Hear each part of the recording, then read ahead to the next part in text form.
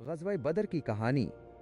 کئی سال پہلے مدینہ منورہ کے قریب بدر نامی مقام پر ایک بڑی جنگ ہوئی تھی جسے غزوہ بدر کہا جاتا ہے۔ یہ اسلام کی پہلی فیصلہ کن جنگ تھی۔ رسول اللہ صلی اللہ علیہ وسلم نے اس جنگ میں مسلمانوں کی رہنمائی کی۔ یہ کہانی ہمیں سکھاتی ہے کہ خدا پر بھروسہ کرنا تھوڑی سی طاقت کے ساتھ بھی عظیم فتوحات کا باعث بن سکتا ہے۔ دوسرے سال ہجری میں قریش مکہ مسلمانوں کے خلاف سازشیں کر رہے تھے۔ وہ نہیں چاہتے تھے کہ مسلمان مدینہ میں امن سے رہیں۔ ایک دفعہ قریش کا ایک بڑا تجارتی قافلہ شام سے واپس آ رہا تھا۔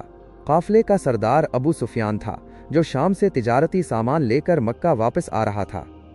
رسول اللہ صلی اللہ علیہ وسلم نے سنا کہ یہ قافلہ قریش کی معیشت کا اہم ذریعہ ہے جو مسلمانوں کے خلاف استعمال ہو سکتا ہے۔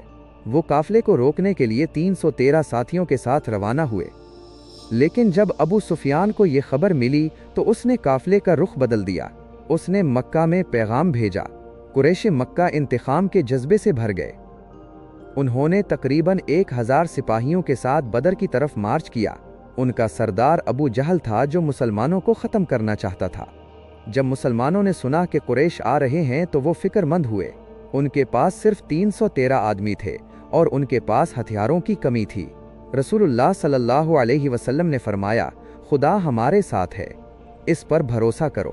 مسلمانوں نے بدر میں ڈیرے ڈال لیے۔ رسول اللہ صلی اللہ علیہ وسلم نے اللہ سے دعا کی، اے اللہ ہماری مدد فرما، تیرے سوا ہمارا کوئی نہیں۔ رات کو اللہ تعالیٰ نے مسلمانوں کو گہری نیند دی تاکہ وہ آرام کر سکیں۔ صبح کے وقت لڑائی شروع ہوئی۔ قریش کا لشکر بہت بڑا تھا۔ ان کے پاس گھوڑے، تلواریں اور اسلحہ تھا۔ مسلمانوں کے پاس صرف ہمت اور ایمان تھا۔ جنگ کے آغاز میں بعض صحابہ نے قریش سے اکیلے ہی جنگ کی۔ حضرت عین لا یہ، حضرت ہا میم زے ہے اور حضرت عین بے یہ دے ہے نے بڑی بہادری سے مقابلہ کیا۔ پھر ساری فوج جنگ میں لگ گئی۔ اللہ تعالیٰ نے مسلمانوں کی مدد کے لیے فرشتے بھیجے۔ قرآن مجید میں ارشاد ہے کہ اللہ تعالیٰ نے ان کی مدد کے لیے 3000 پھر 5000 فرشتے بھیجے۔ مسلمانوں نے بہادری سے جنگ لڑی۔ حضرت عین لا یہ اور حضرت عین میم زے نے قریش کے عظیم جنگجوؤں کو شکست دی۔ ابو جہل بھی قتل کر دیا گیا۔ قریش ڈر گئے اور بھاگ گئے۔ مسلمان جیت گئے۔ ان میں سے صرف 14 شہید ہوئے جبکہ قریش میں سے 70 مارے گئے۔ مسلمانوں کو قریش کے بہت سے ہتھیار اور وسائل ملے۔ نبی کریم صلی اللہ علیہ وسلم نے اللہ کا شکر ادا کیا اور فرمایا، یہ اللہ کی فتح ہے، اس نے ہماری مدد کی۔ غزوہ بدر اسلام کے لیے ایک عظیم فتح تھی۔ اس سے مسلمانوں کی قوت اور ایمان میں اضافہ ہوا۔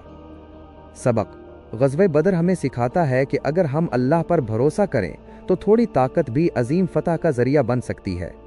رسول اللہ صلی اللہ علیہ وسلم اور ان کے اصحاب اللہ کے بہادر اور محبوب بندے تھے۔